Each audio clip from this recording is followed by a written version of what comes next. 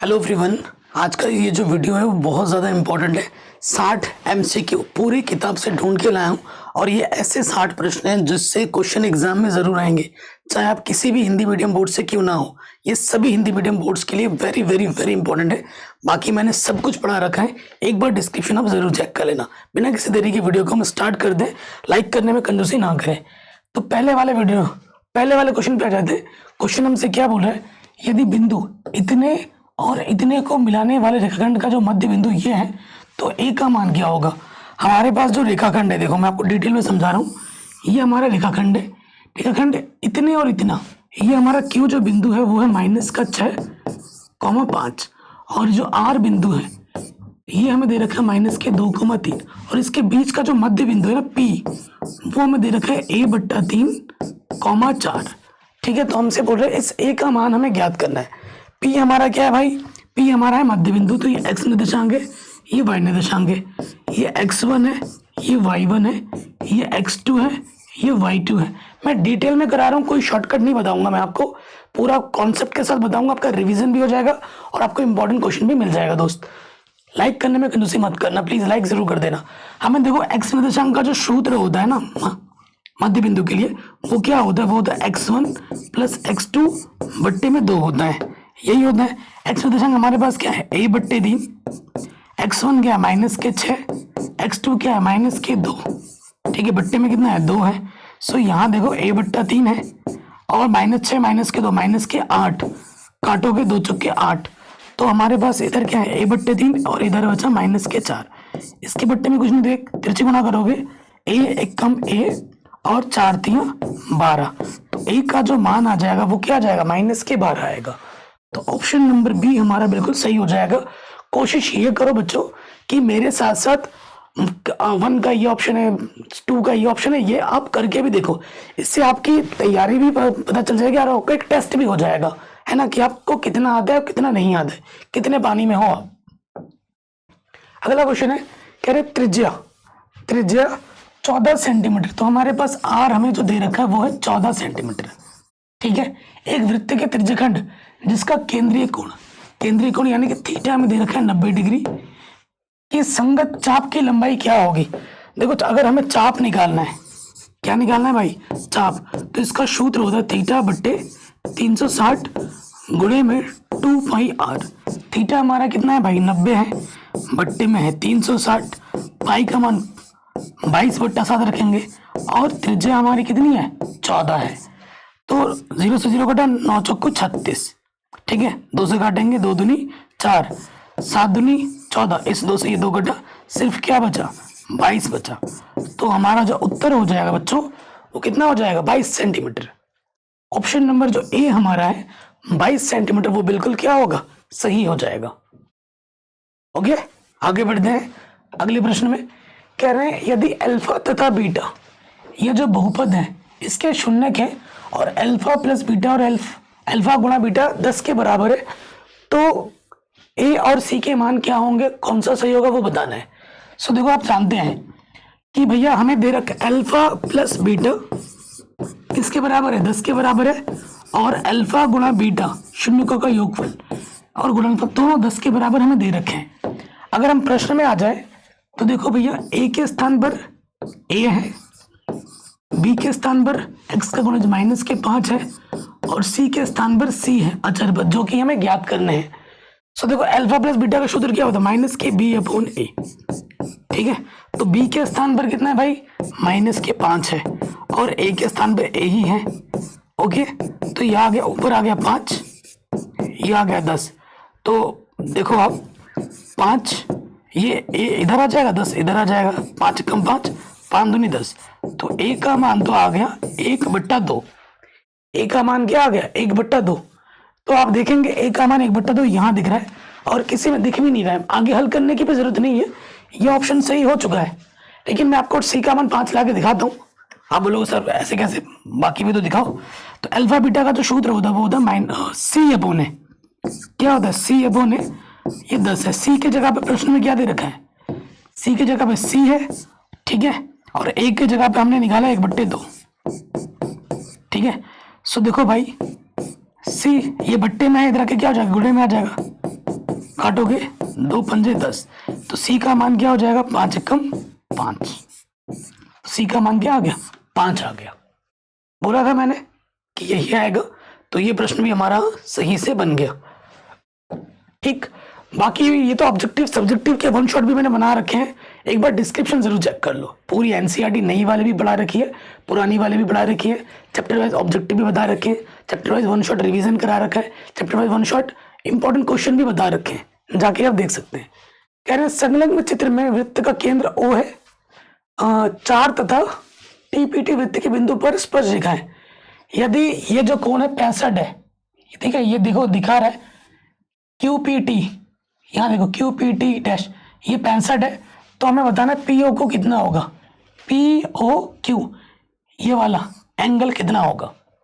सो देखो भाई, आपको पता है कि भैया अगर ये त्रिज्या है और ये त्रिज्या है, ठीक है, यहां से लेकर यहां तक का कोण 65 है, तो आप जानते हैं प्रमेय, कौन से प्रमेय से जानते हो आप? प्रमेय 10.1 से, कि यहां से लेकर यहां तक का जो कोण होता है, अगर यहाँ y कोण बनेगा तो यहाँ पे भी तो y कोण बनेगा, क्योंकि ये आर है, ये भी आर है, सेम बेस है, त्रिज्या ये भी त्रिज्या है। अगर भुजा समान है, बेस समान है, तो कोण भी समान होता है, कक्षा 9 में पढ़ा आपने। तो देखो भैया y + 65, ठीक है, किसके बराबर होगा? 90 डिग्री के बराबर हो, क्योंकि स्पर्श रेखा और त्रिज्या के बीच में कितने का कोण बनता है? 90 का बनता है। कोई जल्दबाजी नहीं बता रहा हूँ, आराम से समझाते हुए बताऊंगा, है ना। सो देखो 65 उधर जाके क्या हो जाएगा? माइनस हो जाएगा, ठीक। सो 90 में से 65 घटाओगे तो कितना आ जाएगा? 25 आ जाएगा। तो यहाँ 25 है, तो ये भी 25, ये 25 और ये 25। त्रिभुज के तीनों कोणों का मान कितना होता है? 180। x y + y 2y, तीनों कोणों का मान कितना होगा? 180। तो हमें x निकालना है, और प्लस का 2y इधर आके माइनस का 2y हो जाएगा, है ना। और y कितना है हमारे पास? 25 है। तो 180 में से 50 घटा दो तो कितना आ जाएगा? 130 आ जाएगा। तो x का मान कितना होगा? 130 डिग्री। x का मान कितना होगा? 130 डिग्री। ठीक है जी, ये हमें निकालना था, आराम से बन गया। आगे बढ़ते हैं। कह रहे बिंदु A और B को जोड़ने वाले रेखाखंड x अक्ष से किस अनुपात में विभाजित होता है? ठीक है, x अक्ष से किस अनुपात में विभाजित होता है? सो यहाँ देखिए, ये हमारा एक रेखाखंड है, A हमारा है 2, -3, और ये B जो बिंदु है वो है 5, 6। ठीक, मान लेते हैं x अक्ष पे माना वो बिंदु, x अक्ष के लिए क्या होता है? y निर्देशांक 0 होता है। तो किस अनुपात में विभक्त होता है ये हमसे पूछ रहा है। तो मान लेते हैं कि m1 अनुपात m2 में विभक्त होता है, ये हमें निकालना है। ये क्या है? x1, ये है y1, ये है x2, ये है y2। अगर आपको निर्देश अनुपात निकालना है तो हमें वो वाला निर्देशांक लेना है जिसका अंकिक मान पता हो। अंकिक मान किसका पता है? हमें y निर्देशांक का पता है। तो विभाजन सूत्र से y बराबर क्या होता है? m1 y2 + m2 y1 बट्टे में m1 + m2, ये होता है। ठीक, तो y हमारे पास क्या है? 0 है निर्देशांक। m1 हमें पता नहीं है, y2 का मान क्या है? 6 है, m2 हमें पता नहीं है, और y1 कितना है? -3 बट्टे में m1 + m2। ठीक है, अब देखो किसी भी संख्या को अगर हम 0 से गुणा करेंगे तो 0 हो जाएगा। ये हमारा क्या है? 6m1, और ये आ जाएगा -3 m2। ठीक, तो -3 m2 इधर आके क्या हो जाएगा? +3 m2, और ये है 6m1। ठीक, 6 गुणे में इधर आके बट्टे में आ गया, और ये जो m2 गुणे में इधर आके बट्टे में आ गया। 3 × 3, 3 दूनी 6, तो 1 बट्टे का मतलब अनुपात, और बट्टे का मतलब होता अनुपात m1 अनुपात ये क्या आ गया? m2। ठीक है, तो आंसर आ जाएगा 1:2। 1:2, ऑप्शन नंबर डी हमारा बिल्कुल सही हो जाएगा। ओके, कोई दिक्कत नहीं है, आगे बढ़ते हैं। कह रहे यदि अल्फा तथा बीटा द्विघात बहुपद के शून्यक है, α² + β² का मान बताओ क्या होगा। सो देखो भाई, हमें क्या निकालना है? α² + β² निकालना है। इसको मैं लिख सकता हूँ α + β का होल स्क्वायर। जब मैं करूंगा क्या होगा? α² + β², 2α β ज्यादा हो गया तो 2α β यहाँ से हम घटा देंगे, ये क्या है, शून्यकों का योगफल, ये क्या है, शून्यकों का गुणनफल। ठीक, तो ये है माइनस के पी बट्टा ए स्क्वायर और यह है सी बट्टा ए, शून्यकों का गुणनफल का सूत्र। अब प्रश्न में देखो, ए के स्थान पर क्या है, एक्स स्क्वायर गुणज 1, बी के स्थान पर क्या है, एक्स का गुणज माइनस का ए, और सी के स्थान पर क्या है, माइनस के बी। इन मान को उठाकर यहां रख दीजिए। ठीक है, देखो बी का मान क्या है, माइनस का है, तो माइनस माइनस हो जाएगा प्लस, और ए का मान है एक स्क्वायर टू, सी का मान है माइनस के बी, और ए का मान है 1।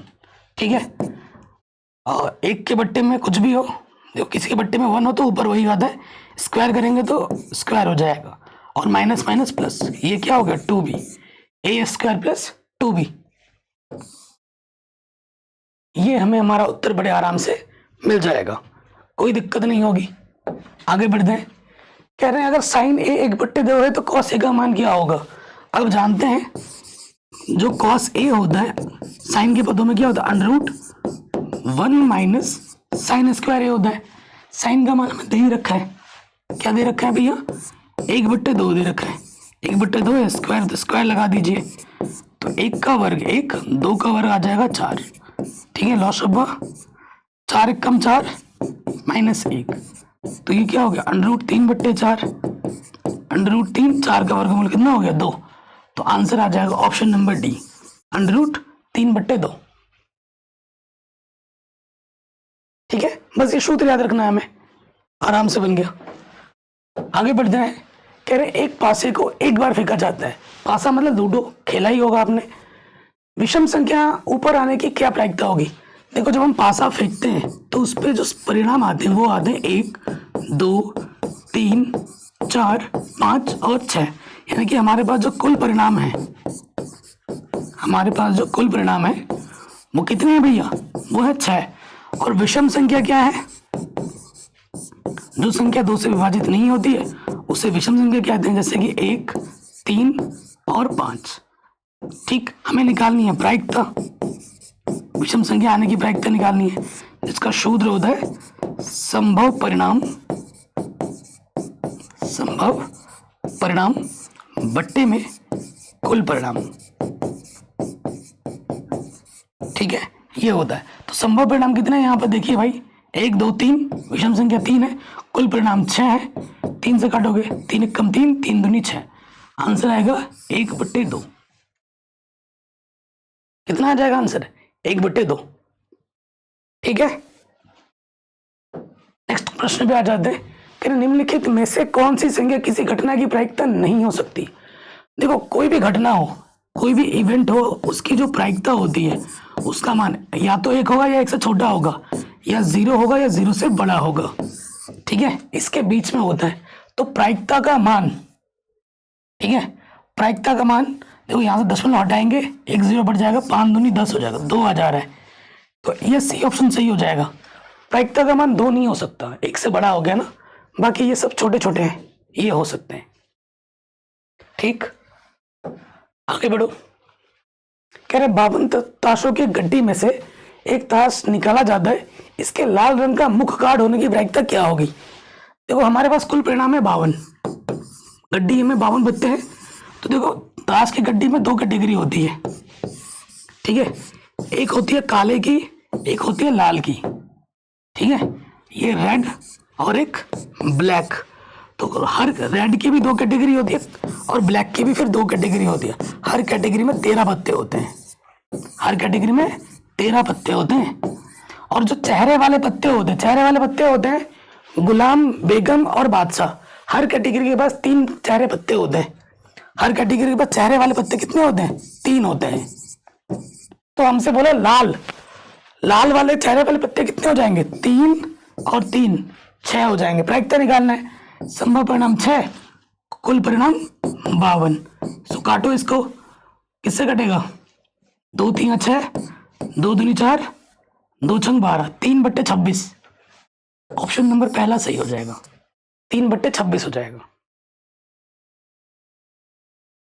ठीक है, ये हमारी क्या होगी, प्रायिकता होगी। नेक्स्ट कह रहे हैं वृत्त के एक बिंदु पर कितनी स्पर्श जगह खींची जा सकती है। ये हमारा वृत्त है, और ये वृत्त का कोई एक बिंदु ले लो, एक बिंदु पर हम एक ही स्पर्श रेखा खींच सकते हैं। ठीक है, एक बिंदु पर हम कितनी स्पर्श रेखा खींच सकते हैं? केवल एक। ठीक हो गया? कोई दिक्कत हो दोबारा देखिएगा। अगले प्रश्न में आ जाओ। कह रहे हैं ये जो रेखा है निर्देशांक अक्षों के साथ त्रिभुज का क्षेत्रफल क्या होगा? सो देखिए, आप निर्देशांक है तो ये क्वेश्चन आपके दिमाग को टेस्ट करता है। ठीक है, मतलब थोड़ा एडवांस लेवल का क्वेश्चन है ये। x अपॉन ए प्लस वाई अपॉन ये रेखा का समीकरण है, ऐसे जाता है। यानी कि x अक्ष में a गया है और y अक्ष में b गया है और यहाँ 90 अंश का कोण है। और त्रिभुज का क्षेत्रफल क्या होता है? 1/2 आधार गुणा ऊंचाई होता है। 1/2 आधार हमारा क्या है? a है और ऊंचाई हमारा क्या है? b है। तो आंसर आ जाएगा AB/2। कितना आ जाएगा? AB/2। तो ये सूत्र तभी लगता है जब ऊंचाई हमारी लंबवत होती है। ठीक है जी, तो ये प्रश्न भी हमारा आराम से बन गया। आगे बढ़ते हैं। कह रहे हैं वृत्त के बाहर स्थित किसी बिंदु से वृत्त पर खींची जा सकने वाली स्पर्श रेखाओं की संख्या कितनी होती है? देखो, ये हमारा एक वृत्त है, ठीक, और बाहर से एक बिंदु ले लो, ये एक बिंदु ले लो P। इससे हम कितनी स्पर्श रेखा खींच सकते हैं? कितने खींच सकते हैं एक बाह्य बिंदु से वृत्त पर? सिर्फ 2। सो आंसर आ जाएगा 2। ठीक, नेक्स्ट। कह रहे हैं रैखिक समीकरण का युग्म कैसा है? तो पता करने के लिए कि इसका नेचर कैसा है, इसकी प्रकृति कैसी है, हमें अनुपातों की तुलना करनी पड़ती है। अनुपात हम क्या निकालेंगे? A1/A2। A1 क्या है? x का गुणज, कुछ नहीं तो 1, और यहां से x का गुणज क्या हो गया? 2। फिर निकालोगे B1/B2। B1 कितना है? y का गुणज 2 और यहाँ y2 माइनस के 4। तो 2 1 कम 2, 2 दूनी 4। देखो, ये प्लस का ये माइनस का है तो ये बराबर नहीं है, क्योंकि A1/A2 बराबर नहीं है B1/B2 के। तो प्रतिच्छेद करती हुई रेखा जाती है और इसका केवल एक हल होता है और संगत होता है। जब जब हल होगा तब तब संगत होगा। कह रहे असंगत है, गलत। अद्वितीय हल है और संगत है। केवल एक हल को क्या कहा जाता है? अद्वितीय हल भी कहा जाता है। अद्वितीय हल, अद्वितीय हल को अंग्रेजी में कहते हैं यूनिक सोल्यूशन। क्या कहा जाता है? Unique solution. So answer is संगत। नेक्स्ट क्वेश्चन है, वह सबसे बड़ी संख्या जिसमें 70 और 125 को विभाजित करने पर क्रमशः 5 और 8 शेषफल प्राप्त होता है। ठीक है, तो सबसे बड़ी, बड़ी से बड़ी मतलब HCF, छोटी से छोटी मतलब LCM। हमें HCF निकालना है। 70 कितना देता है शेषफल? 5। तो 70 में से 5 घटाएंगे, आ जाएगा 65। और 125 शेषफल देता है 8, तो 125 में से 8 घटा दोगे तो आ जाएगा 17, 117। ठीक है, शेषफल जो जो बोलेगा ना तो घटा देना होता है उतना। अब इसका गुणनखंड करके देखो तो 5 एकम 5, 5 तिया 15। ठीक है, इसका काटो, 3 से कटेगा, 3 तिया 9, 3 9 27, 3 एकम 3, 3 तिया 9 और 13 एकम 13। तो 65 को मैं लिख सकता हूँ 5 गुणे 13 और 117 को लिख सकता हूँ 3 है 2 बार, 13 है 1 बार। ठीक, तो ये आ जाएगा 13 दोनों में है, 13 हमारा क्या आ जाएगा? HCF आ जाएगा। जो दोनों में होता है उसकी न्यूनतम घात लेते हैं, तो 13 की न्यूनतम घात 1 ही है। सो आंसर आ जाएगा 13। तो इसका HCF कितना होगा? 13 होगा। ठीक, आराम से बन गया। कह रहे हैं बिंदु इतने से मूल बिंदु की दूरी कितनी होगी? मूल बिंदु का निर्देशांक क्या होता है दोस्त? मूल बिंदु का निर्देशांक होता है 0,0। जब भी किसी बिंदु की मूल बिंदु से दूरी निकालने के लिए बोले, आपको बस क्या करना है, जो भी बिंदु दे रखा है उसको लेना है, उसके x निर्देशांक का वर्ग करना है, उसके y निर्देशांक का वर्ग कर देना है। ठीक है, 6 का वर्ग हो जाएगा 36, 8 का वर्ग हो जाएगा 64, माइनस का वर्ग तो प्लस हो ही जाता है, तो 100 का वर्गमूल क्या आ गया? 10। तो आंसर आएगा 10।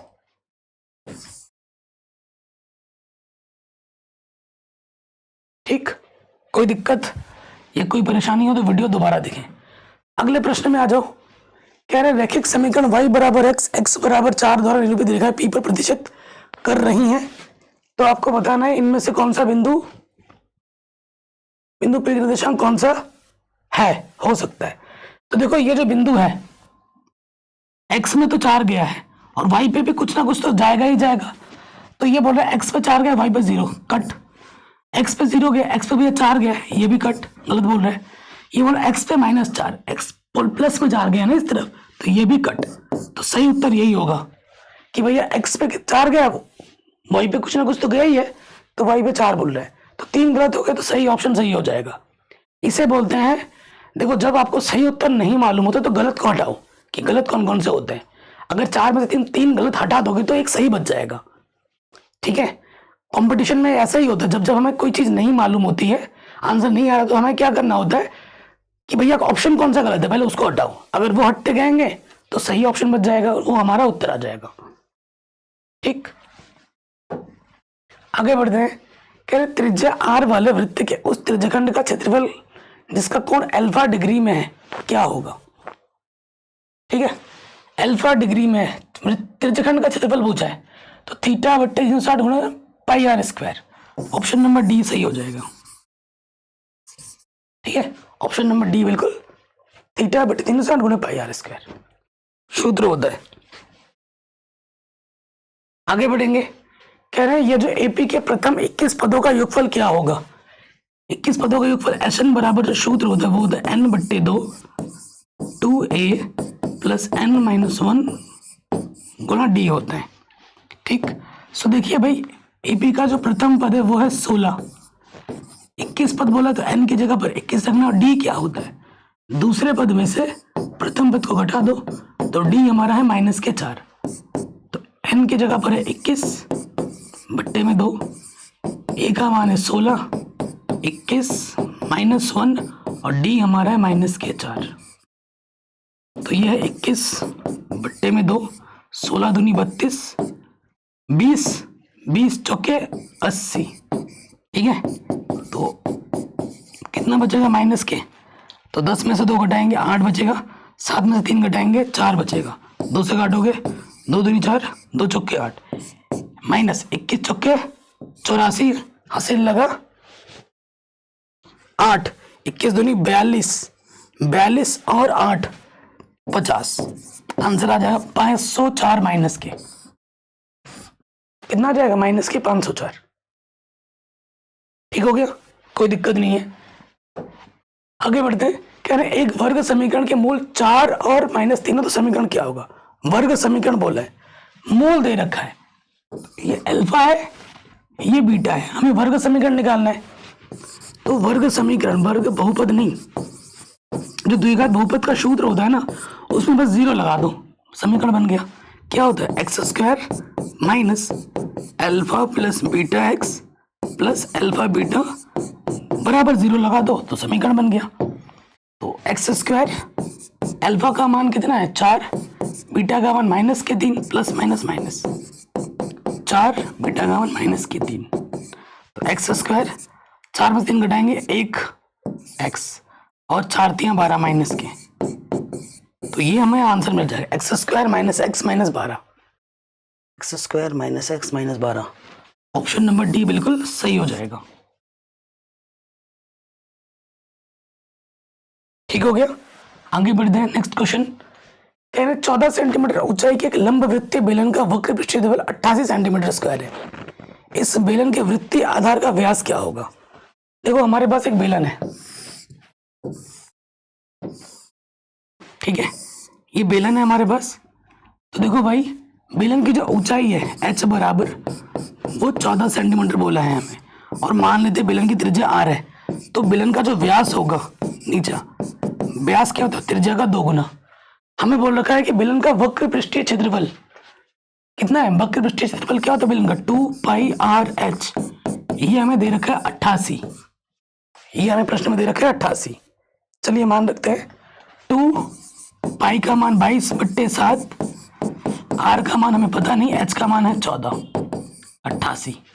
ठीक है, सो देखो भाई 7 दूनी 14, ठीक है, 22 और देखो 2 दूनी 4, ये 88 आ जाएगा, 88 1 कम 88, ये r बराबर आ जाएगा 1, r बराबर 1 आ गया, तो व्यास क्या हो जाएगा 2 गुणा 1 यानी कि 2 1 कम 2, आंसर आ जाएगा 2 सेंटीमीटर। कितना होगा 2 सेंटीमीटर। ओके, आगे बढ़ रहे हैं। कह रहे ए ओ बी सी एक आयत है जिसके 3 बिंदु ए ओ बी दे रखा है, इसका विकर्ण क्या होगा। आयत, ये हमारा आयत है, ठीक है, ये है ए ओ बी, 3 हमें दे रखा है, तो इसका विकर्ण निकालना है। आयत का विकर्ण ये होता है, ठीक है। सो देखो ए हमें दे रखा है प्रश्न में 0,3, ओ हमें दे रखा है 0,0 और बी हमें दे रखा है 5,0। विकर्ण हमें निकालना है और ये बिंदु तो दिया ही नहीं है, ठीक है, ये दिया ही नहीं है, तो हमें इससे भी काम चल जाएगा। हमें क्या निकालना है, ए बी। ए बी बोले तो 2 बिंदुओं के बीच की दूरी, जिसका सूत्र होता है x1 माइनस x2 का वर्ग, y1 माइनस y2 का वर्ग, ठीक। तो देखो भैया, ये x1 है, ये y1, ये x2 है, ये y2। x1 कितना है हमारा 0, x2 है 5, y1 कितना है 3, y2 है 0। 0 में से 5 घटाएंगे माइनस के 5 आएगा, और -5 का वर्ग करेंगे 25 हो जाएगा, माइनस का वर्ग प्लस होता है। 3 में से 0 घटाएंगे 3, 3 का वर्ग 9, तो ये आ जाएगा √34। कितना आ जाएगा √34। ऑप्शन नंबर सी बिल्कुल सही हो जाएगा, ठीक है। आगे बढ़ते हैं। कह रहे हैं इसका मान किसके बराबर है, ठीक है। गुणे में 8 लगा रखा है और यहाँ sine square plus cos square है, तो sine square plus cos square का मान 1 होता है, ठीक है। Sine square plus cos square theta का मान, तो 8 एकम 8, तो ऑप्शन नंबर डी सही हो जाएगा, 8। एकदम सिंपल हलवा। कह रहे हैं निम्न में परिमेय संख्या कौन सी है। तो देखो, कोई भी अभाज्य संख्या होती है और उसके ऊपर अंडर लगता है तो वो क्या होता है, अपरिमेय। तो परिमेय छाड़ना है, तो ये तो परिमेय नहीं है। पाई भी एक अपरिमेय संख्या होती है, परिमेय में अपरिमेय जोड़ोगे तो ये भी अपरिमेय है। √4 का मतलब होता है 2, जिसे हम p/q के रूप में लिख सकते हैं, और ये हमारा क्या है, परिमेय संख्या है। पाई क्या होती है, अपरिमेय, ये आप जान लेना, पाई एक अपरिमेय संख्या है। 22/7 एक परिमेय है। बताओ निम्न में अपरिमेय संख्या कौन सी है। तो देखो, इसका दशमलव प्रसार शांत है, तो ये परिमेय है। 2 √4 का मतलब होता है 2, 2 दूनी 4, p/q के रूप में, ये भी परिमेय है। √2, 8 को लिख सकते हैं, 2 √2, तो 2 √2 गुना √2 2, तो ये भी 4 है, तो ये भी परिमेय है। परिमेय को अपरिमेय से गुणा करेंगे तो ये अपरिमेय आ जाएगा। किसी भी परिमेय संख्या को अपरिमेय से भाग दो, गुणा करो, जोड़ो या घटाओ, तो वो अपरिमेय ही होता है, ठीक है। एक परिमेय होगा और उस परिमेय संख्या में तुम कोई भी अपरिमेय संख्या के गुणा, भाग, जोड़ या घटाओगे तो वो हमेशा अपरिमेय आएगी। कह रहे हैं बहुलक कौन सा होगा। बहुलक क्या होता है, जो सबसे ज्यादा बार होता है। तो यहाँ सबसे ज्यादा बार क्या है, ठीक है, सबसे ज्यादा बार कितना है, 7 ही दिख रहा है, 3 बार है, तो बहुलक हमारा कितना होगा, 7 होगा। ठीक, आगे बढ़ते हैं। कह रहे हैं इसका मान बताइए, ये हर साल एग्जाम में आ जाता है, बार बार आता है। 2 10 30 का मान होता है 1/√3, बट्टे में 1 प्लस 10 स्क्वायर 30 है ना, तो 10 30 का मान होता है 1/√3, स्क्वायर होता है, स्क्वायर लगा दो, ऊपर आ जाएगा 2 एकम 2, और ये बट्टे में √3। देखो, 1 का वर्ग करेंगे 1, √3 का वर्ग करने पे अंडर हट जाता है। अब ये भिन्न दिख रहा है, इसको हल करना पड़ेगा। ऊपर क्या है, 2/√3, यहाँ इसके बट्टे में कुछ नहीं है तो 1 आ जाएगा, 3 एकम 3, 3 एकम 3 प्लस 1 एकम 1, तो ऊपर आ जाएगा 2/√3, नीचे है 4/3। आप जानते हैं भैया, इसकी गुणा इसके साथ होती है और भागा इसके गुणा इसके साथ। 2 दूनी 4, 3 को हम लिख सकते हैं √3 गुणा √3, और यहाँ हमारे पास है 2/√3, √3 से √3 कटा और यहाँ बचा √3/2। √3/2 किसका मान होता है, sin 60 का मान होता है। ऑप्शन नंबर ए सही हो जाएगा। cos 60 का मान होता है 1/2, tan 60 का मान होता है √3, और sin 30 का मान होता है 1/2। तो हमारा सही ऑप्शन कौन सा है, पहला वाला है जी। ये भी हमारा सही हो गया। आगे बढ़ते हैं। यदि बहुपद का एक शून्य दूसरे शून्य का दुगना है तो मान बताना है हमें के का। एक शून्य दूसरे का दुगना है। अगर देखो मतलब यहाँ देखिए कि भैया अल्फा की जगह तो अल्फा है और बीटा की जगह पर उसका दुगना है, 2 अल्फा है। ठीक, तो हम क्या कर सकते हैं, पहले तो देखो ए के स्थान पर क्या है, एक्स स्क्वायर गुणज ए के स्थान पर 1 है, बी एक्स का गुणज माइनस के 3 के है और सी अचर के स्थान पर 4 के है। ठीक है जी। सो देखो सबसे पहले आ जाते हैं शून्यकों का योगफल अल्फा प्लस बीटा। ठीक है, जिसका सूत्र होता है माइनस के बी अपॉन ए। हमें के का मान निकालना है। तो अल्फा की जगह पर अल्फा ही है और बीटा की जगह पर 2 अल्फा है, बी के जगह पर माइनस का 3 के है और ए के जगह पर 1 है। तो 3 अल्फा यहां से आ जाएगा 3 के माइनस माइनस प्लस 3 एकम 3। तो अल्फा का जो मान है वो के बराबर है। ठीक है, हमें मान नहीं मिला है लेकिन एक संबंध मिल चुका है। फिर से हम जानते हैं कि जो अल्फा गुणा बीटा होता है वो होता है सी बट्टा ए। सी बट्टा ए होता है, अल्फा की जगह अल्फा है और बीटा की जगह पे 2 अल्फा है, सी की जगह पे 4 के है और ए की जगह पे 1 है, 2 अल्फा स्क्वायर और यहाँ है 4 के। किसी भी संख्या को जब हम 1 से भाग देते हैं ऊपर जो होता है वही आ जाता है। अब देखो भैया अल्फा का मान मैं यहाँ पे उठाकर के रख सकता हूँ, रख दो तो के स्क्वायर हो जाएगा और यहाँ से 4 के। ठीक, आगे हल करेंगे तो देखो यहां से 2 से काट सकते, 2 दूनी 4, तो के स्क्वायर और प्लस का 2 के इधर आके क्या हो जाएगा माइनस का 2 के ओपन स्टार जाएगा। ठीक है, 2 गुणनखंड बन गए। यदि के बराबर 0 तो एक मान तो 0 आ जाएगा, अब इसको 0 मानोगे। यदि के माइनस 2 बराबर 0 तो माइनस का 2 इधर के क्या हो जाएगा प्लस का 2। सो आंसर आ जाएगा 0 और 2। तो ऑप्शन में 0 नहीं दिख रहा है, 2 दिख रहा है, तो 2 पे टिक मार दो। कभी कभी दोनों भी दे सकते थे। ठीक है, तो मैंने पूरा परफेक्ट सोल्यूशन नहीं है। कोई विद्वान आगे बोलेगा कि नहीं भाई एक ही आंसर है, तो वो सबसे बड़ा बेवकूफ है। इसके दोनों आंसर सही हैं, दोनों ही आंसर आएंगे, के 2 आंसर आएंगे। ठीक है, चलिए आगे बढ़ते हैं। कह रहे हैं यदि किसी समांतर श्रेणी का nवां पद 3n+1 है तो इसका 8वां पद क्या होगा। देखो हमें nवां पद दे रखा है 3n+1, ये nवां पद है। 8वां पद निकालना है तो n की जगह पे बस 8 रख दो, तो 8 दिया 24 प्लस 1 तो कितना हो जाएगा भाई 25। तो आंसर हो जाएगा 25।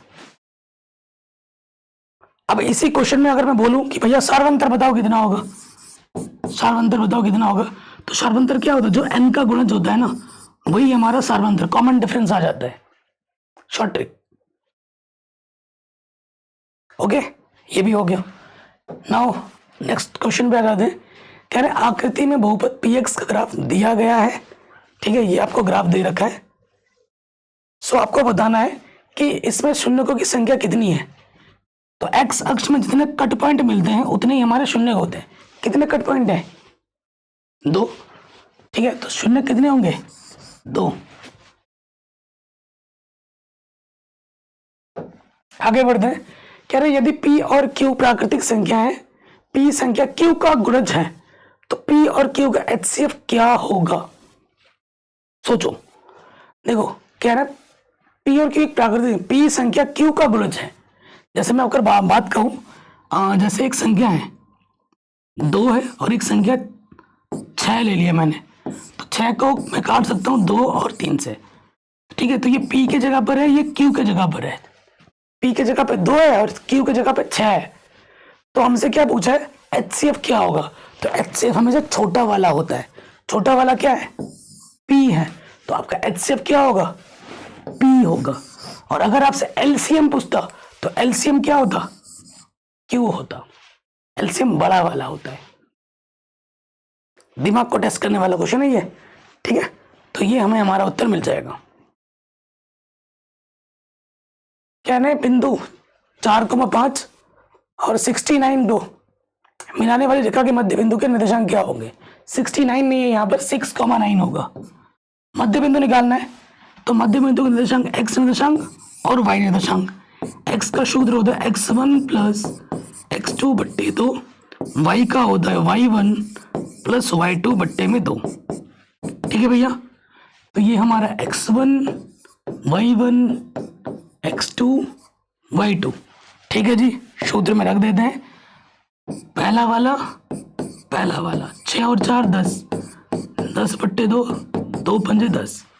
y1 कितना है 5, y2 है 9 बट्टे 2, तो ये हो गया 14 बट्टे 2, 2 सत्ते 14, तो 5,7 आ जाएगा।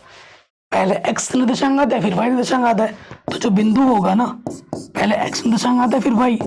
x का मान 5 है और y का मान 7, सो आंसर क्या होगा 5,7। कितना होगा 5,7। ठीक, प्लीज लाइक कर देना वीडियो को, और हाँ डिस्क्रिप्शन जरूर चेक करना। बोर्ड एग्जाम में तुम्हें कितने % लाने हैं मुझे कमेंट करके भी जरूर बताना। आगे बढ़ते हैं। कह रहे यदि एक्स आई वर्गीकृत आंकड़ों के वर्ग अंतरालों के मध्य बिंदु में एफ आई इनकी संगत बारंबारता है तथा एक्स बार माध्य है तो इसका मान क्या होगा? तो इसका मान हो जाएगा 0। ठीक है, इसका मान क्या हो जाएगा? 0 हो जाएगा। देखो ये क्या है, कितनी बार गया है? n बार गया है, तो इसका मान क्या होगा? 0 होगा। इस क्वेश्चन को मैंने डिटेल में भी सॉल्व कराया है, सांख्यिकी जो चैप्टर है ना। अच्छा, मैं इस क्वेश्चन को जानबूझ के भी नहीं कराऊंगा, मैंने चैप्टर वाइज ऑब्जेक्टिव क्वेश्चन करा रखे हैं। ये सांख्यिकी चैप्टर का क्वेश्चन है, मैंने वहां पे भी कराया है। मैंने इसका आंसर बता तो दिया 0। अब आपको अगर जानना है कि भैया 0 क्यों है, तो मैं आपसे रिक्वेस्ट करूंगा कि जो मैंने ऑब्जेक्टिव क्वेश्चन करा रखे हैं चैप्टर वाइज वो आप जाके देखो। यहाँ थोड़ा मैं सेल्फिश हो रहा हूँ, मैं चाहता हूँ कि आप वीडियो जाके देखिए एक बार, आपको पता लग जाएगा कि कितने शानदार शानदार क्वेश्चंस करा रखे हैं। ठीक है, तो इसका अगर आंसर पता करना है तो उस वीडियो को जाके देखो। ठीक है, आंसर मिल जाएगा। आंसर तो पता चल गया है वैसे, क्यों का अगर जवाब चाहिए तो जाके देख लेना। ठीक है, क्या निम्न में अपरिमेय संख्या कौन है? तो अपरिमेय संख्या क्या है? ये देखो, अभाज्य संख्या के ऊपर अंडर रूट लगा है, ये अपरिमेय संख्या है। 4 का अंडर रूट 2 होता है परिमेय संख्या, 5 परिमेय संख्या, पी बट्टे क्यू के रूप में परिमेय संख्या। ठीक है जी, आगे बढ़ते हैं। कह रहे बिंदु इतने और इतने को मिलाने वाले रेखाखंड के लंब समद्विभाजक द्विभाजक पर स्थित एक बिंदु है। लंब समद्विभाजक द्विभाजक। ठीक है, तो बिंदु कौन सा है? यानी बीचों बीच मध्य बिंदु निकालना है। देखो ये एक रेखाखंड है, मैं आपको चित्र बना के दिखाता हूँ। ये ए बिंदु है -2,5, ये बी बिंदु है 2,5। लंब समद्विभाजक द्विभाजक, दो बराबर इसमें बांट दे रहा है, तो ये एक्चुअली क्या है, नाम से इसको कंफ्यूज करना चाह रहा था मैं। तो ये पी, ये एक्चुअली कौन सा बिंदु है? ये हमारा हो जाएगा मध्य बिंदु। समान हिस्सों में बांट रहा है इसको, तो मध्य बिंदु निकालना तो मैं आता ही है। x का सूत्र क्या होता है? x1 प्लस x2 बट्टे 2 होता है, और y के लिए क्या होता है? y1 प्लस y2 बट्टे में 2 होता है। ये x1 है, ये y1 है, ये x2 है, ये y2 है। सो प्लीज बच्चों इसका आंसर कमेंट करके हमें जरा बताइए। वीडियो को पॉज करके इसका आंसर कमेंट करके हमें बताइए, देखते हैं किसका आंसर सही आ पाता है। क्योंकि अभी कराया ना मैंने, इस क्वेश्चन में सिर्फ इसने घुमा दिया आपको। लंब समद्विभाजक हमें हल्के में ले रहे हैं, तो आप बोलो कि भाई हमने पढ़ाई की है पूरे साल, हमने तारक सर से पढ़ाई की, हमें सब आता है भाई, हमें तुम गुमराह नहीं कर सकते, है कि नहीं? इतना कॉन्फिडेंस आपके अंदर होना चाहिए इस समय पे आने के बाद। आगे बढ़ते हैं। कह रहे यदि त्रिभुज एबीसी और पी क्यू आर आपस में समरूप है, एक त्रिभुज है एबीसी समरूप है, दूसरा त्रिभुज है पी क्यू आर। मैं नाम ले देता हूं, यह है ए बी सी, ये पी क्यू आर। जब दो त्रिभुज आपस में समरूप होते हैं तो उनके संगत कोण बराबर होते हैं और संगत भुजाओं का अनुपात समानुपात में होता है। जानते हो, ए हमें दे रखा है 32, अगर ये 32 है तो ये भी ऑटोमेटिकली 32 हो जाएगा। ठीक, फिर आर हमें दे रखा है 65, आर अगर 65 है तो तो ये भी भैया क्या हो जाएगा ऑटोमेटिकली 65। तो हमें बी कौन निकालना है, तो ये बी क्या मान लेते हैं, एक्स मान लेते हैं। त्रिभुज का तीनों कोणों का मान कितना होता है, 180। तो 32 प्लस 65 प्लस एक्स 180 के बराबर होगा।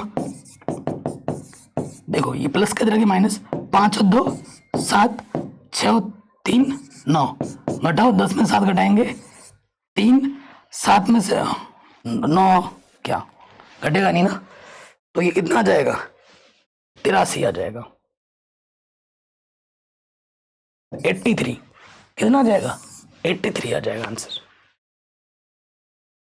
ठीक, अगर ये 83 है तो ये भी कितना होगा 83। आगे बढ़ जाए, कह रहे यदि दो त्रिभुज एबीसी और पी क्यू आर में, देखो पहले देखो ध्यान से देखना, A B C, A B C और दूसरा है पी क्यू आर। नोटेशन पे पूछा है, क्या दे रखा है, बी सी, बी सी कहाँ है भाई, ये है बी सी और फिर है पी आर, ये है पी आर, फिर सी ए, सी ए और फिर है पी क्यू, फिर है पी क्यू, ये ठीक है। तो त्रिभुज का नोटेशन कैसा होना चाहिए, ए सी बी और यहां से होगा आर पी क्यू। त्रिभुज ए, देखो ऐसे लिखो ना, यहां से बी सी है, त्रिभुज बी सी, ठीक है, सी के बाद क्या आ रहा है, ए आ रहा है, त्रिभुज बी सी है, बी सी ए समरूप हो जाएगा किसका, त्रिभुज पी आर क्यू के, ठीक है, पी आर, आर के बाद क्या है, क्यू है। तो ये नोटेशन जहां पर होगा वो ऑप्शन सही हो जाएगा, बी सी ए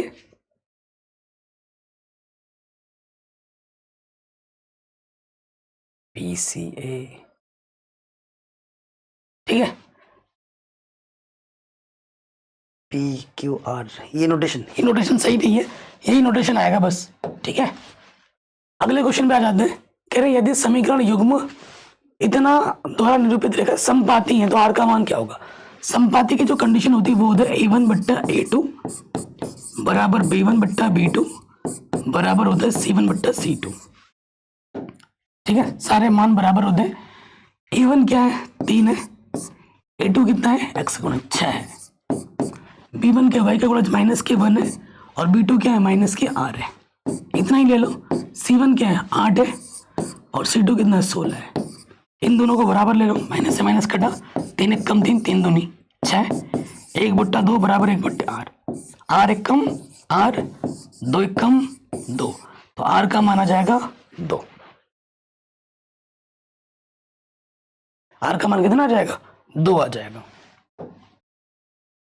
कह रहे इस एपी का 30वां पद क्या होगा, A30 निकालना है, A30 एक कम कर देंगे a प्लस 29d, तो ए हमारे पास क्या है प्रथम पद 10, डी क्या है द्वितीय पद में से प्रथम पद घटाना होता है, द्वितीय पद 7 है, प्रथम पद 10 है, माइनस के 3, ठीक, ए हमारा है 10 और डी हमारा है माइनस के 3, तो प्लस इंटू माइनस, माइनस के 87 घटा देंगे माइनस के 77, कितना आ जाएगा माइनस के 77। ऑप्शन नंबर सी बिल्कुल सही होगा। ठीक, आगे बढ़ते हैं, कह रहे शून्यक -3 और 4 वाला द्विघात बहुपद कौन सा होगा। शून्यक दे रखा है हमें, ये अल्फा है ये बीटा है, द्विघात बहुपद का सूत्र होता है x square minus alpha plus beta x plus alpha beta, सूत्र में मान रख दो,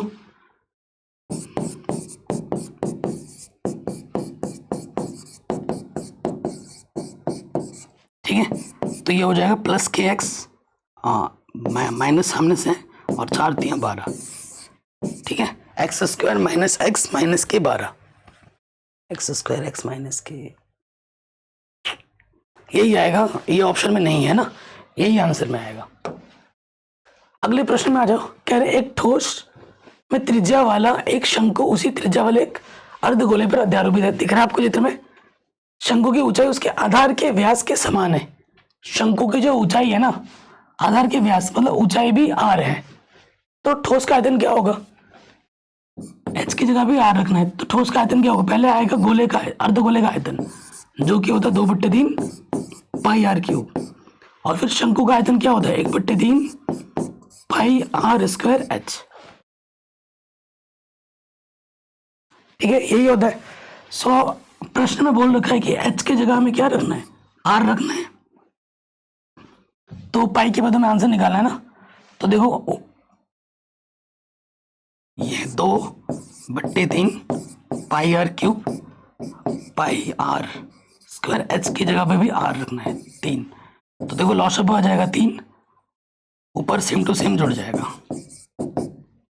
पाई r क्यूब, तो 2 पाई r क्यूब 1 पाई r क्यूब, ये हो जाएगा 3 पाई r क्यूब बट्टे में 3, 3 से 3 घटा, आंसर आ जाएगा पाई r क्यूब। ऑप्शन नंबर पहला वाला बिल्कुल सही हो जाएगा। ठीक है, ये हमें हमारा उत्तर मिल गया। आगे बढ़ते हैं। असंभव घटना की प्रायिकता कितनी होती है? असंभव घटना की प्रायिकता इनमें से देख के बताना है। असंभव घटना की प्रायिकता 0 होती है। ठीक है, अनिश्चित घटना, यहाँ माइनस अनंत भी दे रखा है। अनिश्चित घटना, असंभव घटना की प्रायिकता 0 होती है, निश्चित घटना की प्रायिकता 1 होती है। कह रहे इसका मान किसके बराबर है बताइए। तो देखो भैया, कोई सर्वसमीका लग रही है? नहीं लग रही है तो क्या करना है? साइन को से बदलना और फिर हल करना है। सेक को हम लिखते हैं 1/cos, tan को लिखते हैं sin/cos, गुणे में है 1 माइनस साइन है, बट्टे में कुछ नहीं तो 1। तो देखो इसके बट्टे में cos, इसके बट्टे में cos, क्या आ गया? cos। जब नीचे समान होता है ऊपर वैसे का वैसा जुड़ जाता है, और यहाँ क्या है? 1 माइनस के साइन है, बट्टे में कुछ नहीं तो 1। अब देखो यहाँ पर किस रूप में है भैया? a प्लस बी गुणा a माइनस बी के रूप में, जिसका सूत्र होता है a स्क्वायर माइनस के बी स्क्वायर। लगाओ, a का square minus B square, cos 1 कम कॉस, तो ये हो जाएगा 1 माइनस साइन स्क्वायर, 1 का स्क्वायर 1 होता है। और आपको पता ही है 1 माइनस साइन स्क्वायर क्या होता है? Cos square. स्क्वायर का मतलब 2 बार गुणे में, 2 बार गुणे का मतलब होता है 2 बार गुणे में। कॉस से कॉस कटा, आंसर क्या बचा? कॉस। आंसर आ जाएगा ऑप्शन नंबर डी। ठीक, ये भी हमारा सही हो गया। आगे बढ़ते हैं। कह रहे हैं x बराबर a और y बराबर b कैसे ये रेखाएं निरूपित करेंगी?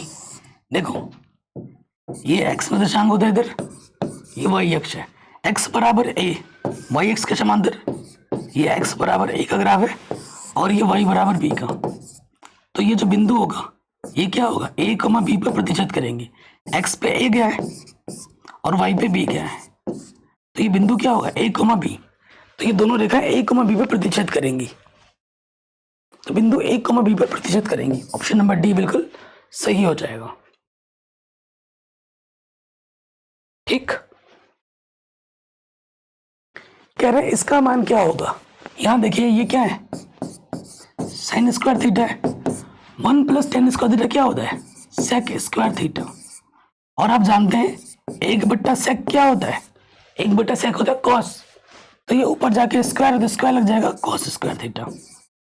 और साइन स्क्वायर प्लस कॉस का थीटा का मान कितना होता है? 1। 1/sec थीटा क्या होता है? 1/sec थीटा होता है कॉस थीटा, स्क्वायर है तो स्क्वायर लग गया। ओके, आगे बढ़ते हैं। एक पासे को एक बार फेंका जाता है, सम संख्या आने की प्रायिकता क्या होगी? तो पासे में जो परिणाम होते हैं वो होते हैं 6। अभी हमने किया भी था ऐसा क्वेश्चन। तो कुल परिणाम है 6, प्रायिकता निकालनी है ना। सम संख्या कितनी है? 2, 4, 6, तो संभव परिणाम है 3, कुल परिणाम है 6। 3 1 कम 3, 3 दूनी 6। ऑप्शन नंबर बी सही हो जाएगा।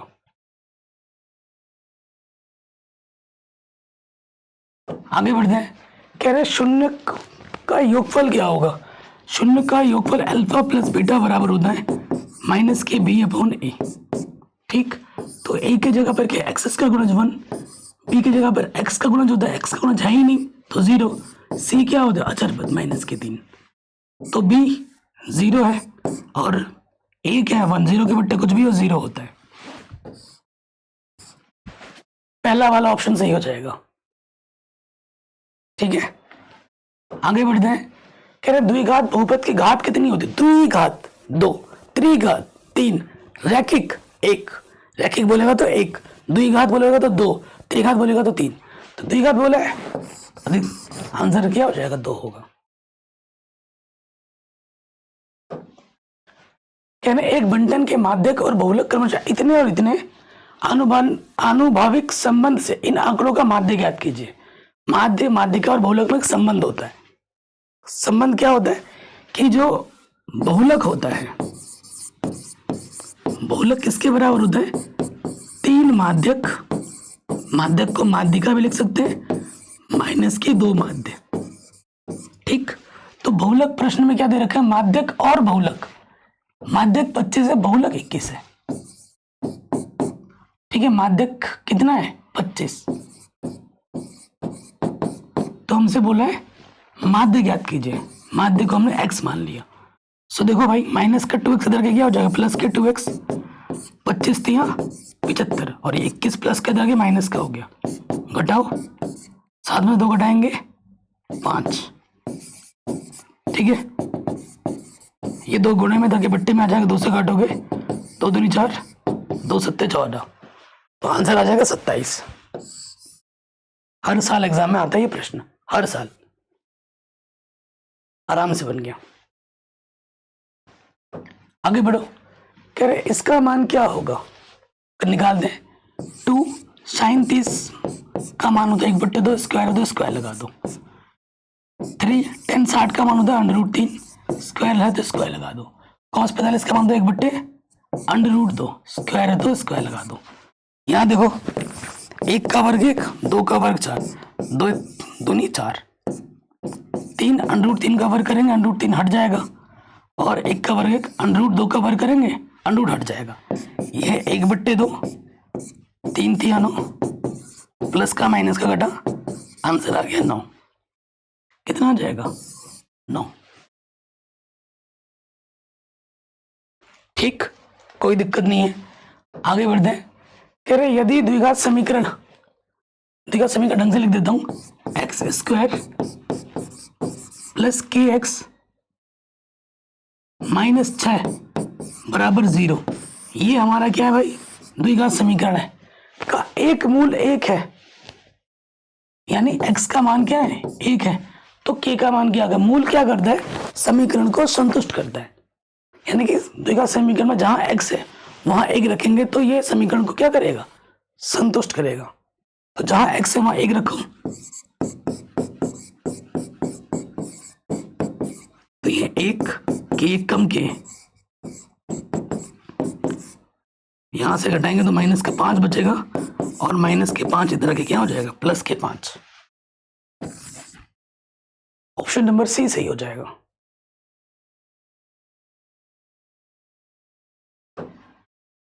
कह रहे tan थीटा का मान इतना है तो sec थीटा का मान क्या होगा? सो आप जानते हैं sec थीटा बराबर क्या होता है? √1 plus tan square theta. Theta की जगह ए है बस, और क्या है? tan थीटा का मान है 4/3। हल करो, 4 का वर्ग 16, 3 का वर्ग 9, 5/3 आएगा आंसर। 9 1 कम 9, 16, जोड़ेंगे तो 25/9, 25 का वर्गमूल 5, 9 का वर्गमूल 3, आंसर आ जाएगा 5/3। ठीक है जी, आंसर कितना आ जाएगा? 5/3। कोई दिक्कत, कोई परेशानी नहीं होगी। कह रहे समांतर श्रेणी का अगला पद क्या होगा? अगर हमें सर्वांतर पता हो जाए तो हम अगला पद निकाल सकते हैं। 4 के बाद 10 आया था, मतलब 6 का अंतर था। 10 के बाद 6 जोड़ा छः में छः जोड़ा 22 और 22 में 6 जोड़ेंगे तो कितना हो जाएगा 28। अगला पद 28 होगा। ठीक, आगे बढ़ते हैं। कह रहे यदि द्विघात समीकरण के मूल बराबर है तो p का मान क्या होगा। अगर मूल बराबर होते हैं तो विभक्तिकर का मान 0 होता है। मूल बराबर होने पे d का मान 0 होता है, यानी कि b स्क्वायर माइनस की 4ac का मान 0 होता है। प्रश्न में देखो a के स्थान पर क्या है 9 है, b के स्थान पर b है x का गुणज, और c के स्थान पर 1/4 है। ठीक है, तो हमें b का मान निकालना है। सो मान रखो यहाँ पर b की जगह पर b है 4, a की जगह पे 9 है और c की जगह पर 4 है। 4 से 4 घटा 9 1 कम 9, माइनस के 9 इधर की प्लस का 9 हो गया। वर्गमूल निकालेंगे, 9 का वर्गमूल कितना आ जाएगा 3 प्लस माइनस 3, तो आंसर आएगा प्लस माइनस 3। केवल 3 केवल माइनस 3, आंसर प्लस माइनस 3 है। ठीक, आराम से हो गया। आगे बढ़ो। अगर 10a का मान 2/5 है तो इसका मान क्या होगा। तो देखो 1 माइनस कॉस स्क्वायर क्या होता है साइन स्क्वायर, सर्वसमीका है, और 1 माइनस साइन स्क्वायर क्या होता है कॉस स्क्वायर, और साइन बट्टे कॉस क्या होता है 10 स्क्वायर है, दोनों में तो स्क्वायर लगा दो, और 10 का मान तो दे ही रखा है कितना 2/5, स्क्वायर है तो स्क्वायर लगा दो, 2 का वर्ग 4, 5 का वर्ग 25, आंसर आ जाएगा 4/25। ठीक, कितना होगा 4/25। ठीक, नेक्स्ट क्वेश्चन पे आ जाओ। क्या बोल रहे हैं एपी का सार्वंतर क्या है। जब ये बोल रहा है यानी कि 18वें पद में से जब 14वां पद घटाते हैं तो 32 आता है, तो हमें डी का मान बताना है। सो 18वां पद का मतलब होता है एक कम कर दो a प्लस 17d, 14वें पद का मतलब होता है कम कर दो a प्लस 13d। ठीक, सो प्लस का है माइनस के कटा, 17 में से 13d घटाओगे तो 4d बचेगा, 4 गुणे में इधर के बट्टे में आ जाएगा, 4 8 32, तो d का मान क्या होगा 8।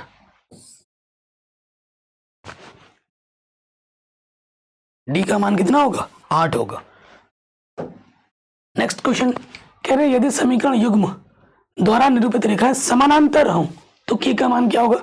समांतर की जो कंडीशन होती है भाई वो क्या होती है, वो होती है a1/a2 बराबर b1/b2 बराबर नहीं होगी c1/c2 के, ये कंडीशन है। ठीक है, सो देखो भाई a1 क्या है 6, a2 क्या है k, b1 क्या है y का गुणज -3 और b2 क्या है y का गुणज -1। इन दोनों को ही ले लो, माइनस से माइनस कटा, त्रिज्य गुणा करो 3k और 6 कम 6, 3 गुणे में तो बट्टे में आ जाएगा 3 दूनी 6, तो k का मान कितना आ जाएगा 2। k का मान कितना आ जाएगा 2। ठीक, आगे बढ़ते हैं। कह रहे यदि 72 और 234 का HCF 18 है तो इनका LCM क्या होगा। हम जानते हैं कि जो संख्याओं का गुणनफल होता है पहली संख्या गुणे दूसरी संख्या बराबर होता है HCF गुणे LCM, ये संबंध हम जानते हैं। सो दो संख्या क्या है 72 और 234, 72 गुणा 234, HCF 18 दे रखा है, हमें LCM निकालना है। तो देखो 18 गुणे में था कि क्या हो जाएगा बट्टे में आ जाएगा, गुणे में था बट्टे में 18 चौके 72, 4 से गुणा करोगे 4 चौको 16, हासिल लगा 1, 4 तिये 12 और 1 13, हासिल लगा फिर से 1, 4 दूनी 8, 8 और 1 9, आंसर आ जाएगा 936। कहाँ है ऑप्शन 936 पहला वाला। ठीक है, आगे बढ़ते हैं। कह रहे हैं द्विघात समीकरण का विविक्तिकर क्या होगा। विविक्तिकर निकालने के लिए हर साल एग्जाम में आता है। ठीक है, विविक्तिकर निकालने के लिए हर साल एग्जाम में आता है। तो d बराबर सूत्र होता है b² माइनस के 4ac, विविक्तिकर का सूत्र। विविक्तिकर को अंग्रेजी में डिस्क्रिमिनेंट कहते हैं, विवेचक भी कहते हैं। तो देखो इस प्रश्न में ए के स्थान पर क्या है 2, बी के स्थान पर x का गुणज माइनस के 4 और अचर पद क्या है 3 है। एक सूत्र में रख दीजिए, बी है -4 4ac, माइनस का वर्ग प्लस 4 चौको 16, 4 दूनी 8, 8 3 24, तो आ जाएगा -8, -8। ऑप्शन नंबर डी बिल्कुल सही हो जाएगा।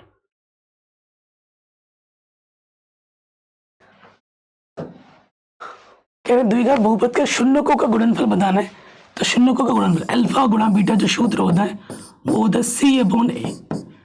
देखो ए क्या है हमारे प्रश्न में, एक्स का गुणज कुछ नहीं तो 1 है, बी 7 एक्स का गुणज और सी अचर पद कितना है 10 है, तो रखो 10/1, तो आंसर आ जाएगा 10। ठीक है, तो इस तरीके से मैंने आज के वीडियो में आपको 60 most important, most repeated, most viral objective questions बताए हैं जो कि हर हिंदी मीडियम बोर्ड्स के लिए इंपॉर्टेंट है। ये video UP board, Bihar board, Rajasthan board, MP board, Uttarakhand board, Jharkhand board, Chhattisgarh board, Haryana board, सभी हिंदी मीडियम बोर्ड्स के लिए इंपॉर्टेंट है। ठीक है, एमपी बोर्ड।